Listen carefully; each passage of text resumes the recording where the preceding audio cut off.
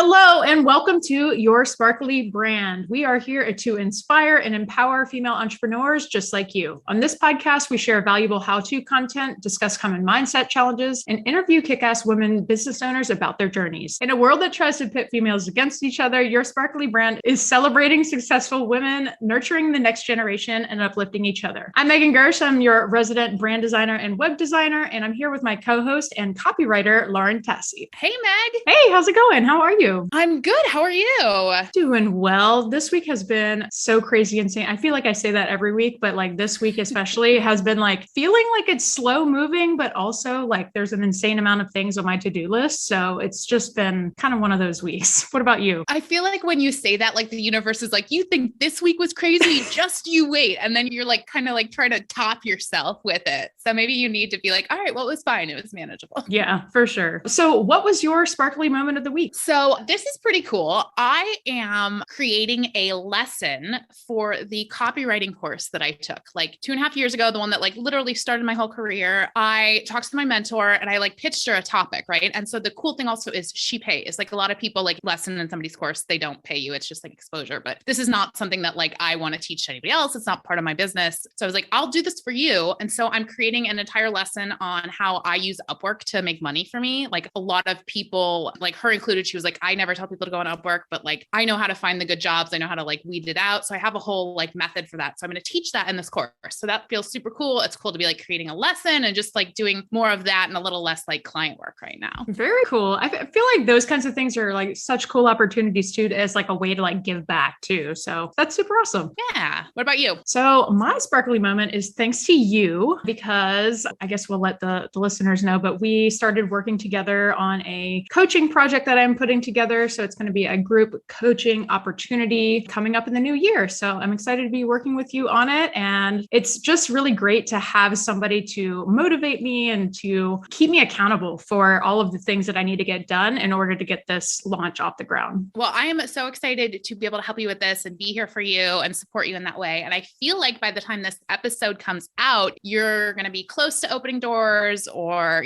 so we'll put a link into your program. All right. So let's get into today's topic. Today, we are talking about red flags. Like this is something that's like so needs to be talked about more amongst entrepreneurs, because if we talk about it, then we all help each other kind of learn what potential red flags could be. This is, when I was just starting out, this is something people were like, pay attention to red flags. And I was like, okay, but what are the red flags? Like, so I'm super excited to get into this today. We are hoping that you can adopt some of these red flags for yourself and avoid these pitfalls and these situations that come up by not knowing what to look for. Meg and I are both big believers in sharing our stories and our knowledge. So that's why we're doing this. That's why this is so important that you need to hear these red flags, hear our stories, and learn from us so you can grow. Yeah. So we're just going to cover some red flags that have come up in our own businesses for our clients, and also things that we see kind of happening in both of our industries. So we'll give you our best advice on how to identify those red flags. And, it's just that kind of thing where like, listen when people tell you who they are could not be more true when it comes to red flags. And it especially applies to your business. So without further ado, let's go over some red flags to kind of look out for. First up, I always like to mention the vibe check. So this is exactly what it sounds like. So once you have that initial meeting with a client or a customer, do a vibe check. Like how did they make you feel? Like, do you feel icky? Do you feel great? Do you feel excited about the project? Like what is the gut feeling, the gut check that you're coming away from that call or meeting with? Like if it is an excited feeling, like maybe that's a good indicator that, this is a good match for a client for you. But if it's not such a great feeling, maybe that is an indicator for the opposite. Yeah. I think like, I love vibe check because it really kind of encompasses so many things. Like as you were explaining that, I was thinking about how like, for me, a lot of times it's about like kind of the way a person operates. If they're like super technical or super like mathematic and not just like kind of talkative and creative, that can be like, again, not necessarily a red flag. Oh my God, they're going to be terrible to work with, but it's something I consider as I decide if we're going to move forward. Yeah. And even kind of getting into like, you can pretty much tell in like the first meeting with someone, like how collaborative someone's going to be, or like open to feedback, or like, I see this especially like when I'm meeting with people for potential like coaching clients, like, is this person, are they willing to, take advice and implement it and like kind of like run with it? Or are they very set in their ways? Like I've done this for 20 20 years and I don't want to change this and blah, blah, blah, blah, blah. Like those are indicators to me that this is not probably an ideal relationship for coaching. Yeah, definitely. So another aspect I want to talk about for our next red flag is this is more of like when you're hiring versus when you're, working with a client or customer. And this one is straight out of my life, I'll tell you. So if you meet with someone and you're like really excited, they're really good at what they do. Maybe they come with a referral even, but they just keep saying how busy they are. And they show you how busy they are. Maybe they say they're okay, I'll send you that proposal tomorrow. But then it's like 3 days later. That's a sign. And they're maybe too busy to work with you. And especially like working with contractors, working with freelancers, it can be hard to say no. I was there myself a few years ago. So if they don't have, if these things are popping up, that might be a sign they can't really they can't help you right now. And you might want to reconsider a relationship at this moment. So another thing that you want to look out for is if you are entering a partnership without a contract or any kind of agreement in place. So this is something that I see a lot when businesses start to work with influencers. Younger business owners oftentimes will do work without getting a contract in place. So that can be super problematic because essentially having that document in place puts expectations on both parties to what each party can expect out of that relationship. So it's very, very important to have a written document in place if you are working with someone. I see it just on like, my end of like people I follow being like, oh, this brand, didn't agree to,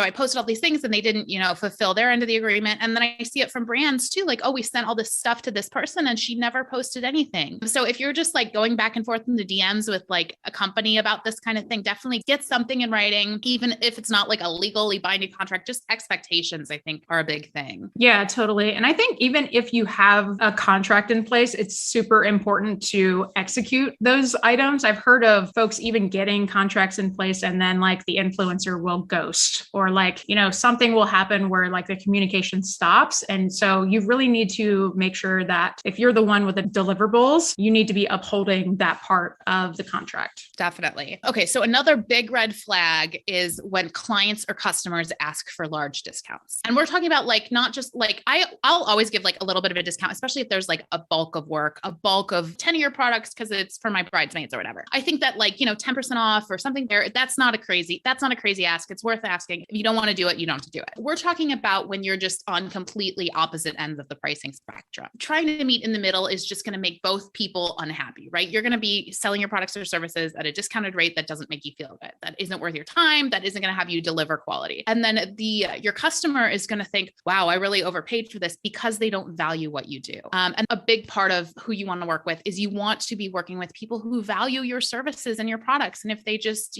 they think that what you're selling isn't worth it, they're never going to be happy. You're never going to come to a good resolution with them. Yeah, I think to go along with that too, like the moment that you discount your services, like that has potential for that person to like tell friends that they got that discount, and that can become a snowball of a problem, right? Like no one wants to be in business where they're discounting all the time, right? Like that's something where your customers will come to assume that you're going to have a sale all the time. Like, it's just not a sustainable practice. I mean, when you're shopping online, you expect that, right? Like you see brands being like, oh, well, we have 30% off now, but there's no sale now. So you're like, well, I'm not going to buy. Where if you kind of stick to like, okay, well, we'll do 10% off, once in a while, you can have 10% off when you sign up for our emails. And then we do 10% off for Black Friday, where if you sort of stick to your guns and have like, this is what we do, but we don't just like throw sales for no reason. It really, again, increases the perceived value of your product. Yeah. I like to give the example of like Apple. Like you never see Apple having a sale, right? But we also have this amazing kind of like higher end perceived value of what Apple means, right? Like, and there's a reason for that. Like you don't ever see MacBooks or iPhones or anything on sale. Like it's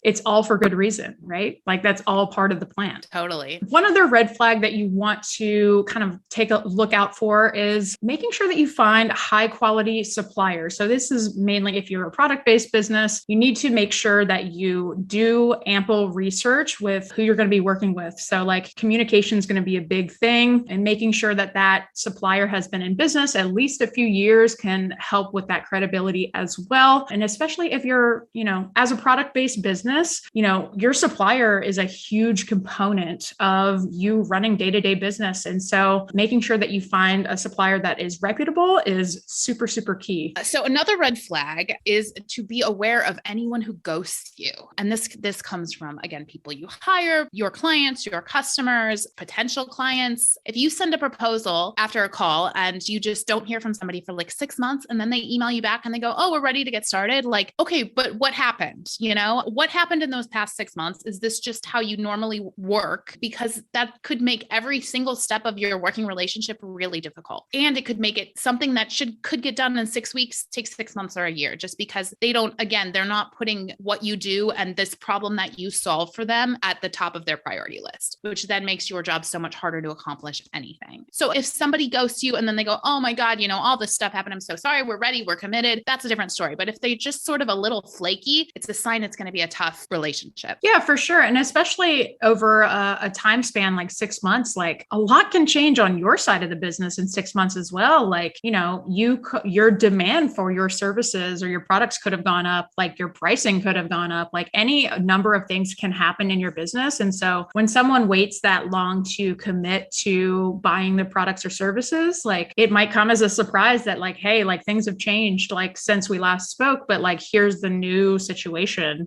So yeah, it also like they're assuming you're available, out of nowhere, which like it comes back to like respect, it comes back to value, that kind of thing. Yeah, definitely. And that's a great kind of segue into the next red flag that we want to talk about is just lack of communication in general is just a huge red flag. So, this is applicable to your business, to your life, like every relationship is based on good communication. And so, before you hire someone or you agree to work with them, make sure that your communication styles mesh well together and that you're on the same page when it comes to that. Like figure out how you're going to be communicating with each other. Is it by phone? Is it by email? Is it by a project management system? Figure out what that is, as well as the expected turnaround from someone. That's something I always recommend to clients, as well as something that I put in my own contracts, like expected turnaround for communication is 1 or 2 business days, depending on what it is, but just making sure that that is clearly outlined and established before you start working together. Yeah, that's a good one. And you actually just made me think of another one, and that would be timelines, right? Are your timelines compatible? Because if they expect you to write some killer sales page that's going to make them $100,000 in 2 days, and you're just like, no, there's a whole process to this. There's research, there's,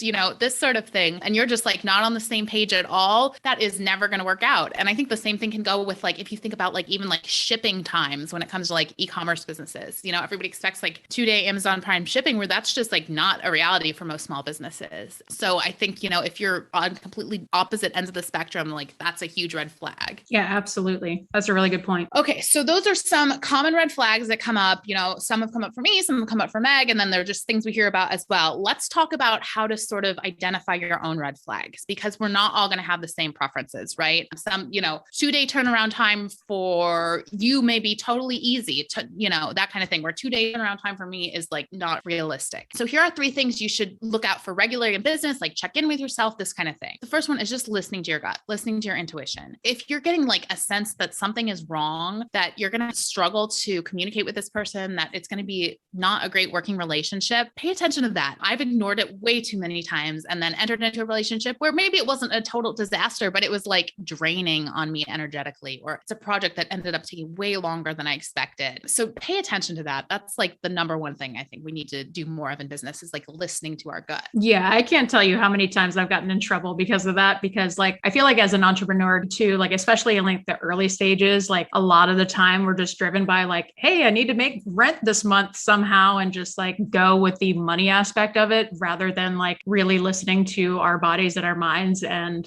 thinking to ourselves, like, is this a good match, or are we just doing this for alternative reasons? And so one other way that you can, recognize red flags is to chat with other entrepreneurs, just like we're doing on this podcast. Listen and read resources just like we're providing you here. So talking to other people about this kind of thing it kind of comes down to like being an invaluable resource, right? Like everybody has unique experiences. Everyone has their own stories. And the more that we share about how we encounter these red flags and like how people can navigate them, the more that we can help each other out with like avoiding these types of situations down the road. Yeah. I mean, that's, why we do this podcast, right? Is we want to help people who were where we are, or help people skip a step in the road, skip a bump in the road, so we can all grow together. Absolutely. And then another one is to learn from your mistakes, right? Okay. So you ignored a red flag. You ignored a couple red flags, right? Because I feel like they come in batches, right? One red flag is usually not as big of a deal. It's always like a few red flags and you're like, why did I do that? Learn from your mistakes, right? This is like, it's going to happen. No matter what you do, it's going to happen. No matter how far ahead you get, you're going to ignore some red flags and you're going to end up in a position you don't want to be in. As long as you can learn from it, you'll grow and you'll hopefully avoid it again in the future. Okay. So that is all that we have for you today. Hopefully this podcast episode has helped you in recognizing some of the red flags that might come up in your business. And ultimately the biggest takeaway is just to trust your gut, and no one knows your business better than you do. And you are going to have better intuition when it comes to what red flags come up for you. So we hope this topic was helpful. If there's something you'd like us to cover in an upcoming episode, or are you a business owner who wants to join us on the podcast and share your story, send us an email. It's hello@yoursparklybrand.com and let us know what you want us to talk about. Thanks so much for listening. Until next time, stay sparkly.